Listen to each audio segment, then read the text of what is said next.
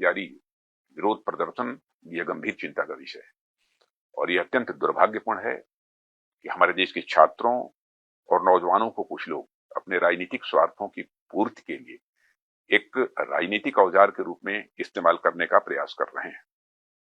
प्रधानमंत्री मोदी जी के नेतृत्व में हमारी सरकार विद्यार्थियों और नौजवानों की आकांक्षाओं को पूरा करने और उनके कल्याण के प्रति पूरी तरह से प्रतिबद्ध है और हमारे छात्रों की हर चिंता को सुनना और उसका समाधान करना यह हम सबकी जिम्मेदारी है। मुझे पूर्ण विश्वास है कि भारत के जागरूक, परिपक्व और हमारे विवेकशील नौजवान ऐसे भ्रामक प्रयासों को भली भांति समझते हैं और वे प्रगति, विकास तथा राष्ट्र निर्माण के ही वो मार्ग को चुनेंगे। मैं पूरी तरह से आश्वस्त हूं। हम इस बात के लिए भी पूरी तरह से प्रतिबद्ध हैं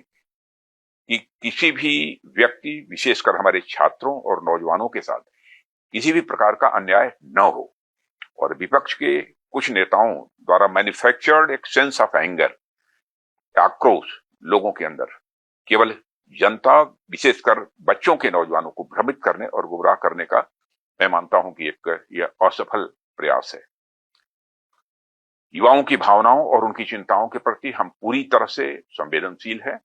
और यह संसद का सत्र इस समय चल रहा है। सरकार ने हर मुद्दे पर सार्थक बहस करने की भी बात की है और कई बार अपनी बात को दोहराया भी है, मगर विपक्ष संसद में नहीं बल्कि सड़क पर मुद्दों का समाधान करने का मैं मानता हूं अनुचित प्रयास कर रहा है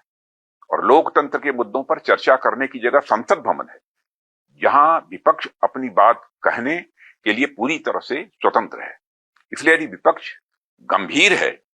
तो मौजूदा मानसून सत्र को सुचारू रूप से चलाने में व्यवधान न उत्पन्न करे और संसद में जिन भी मुद्दों पर वह चर्चा करना चाहता है वो मुद्दों पर चर्चा करे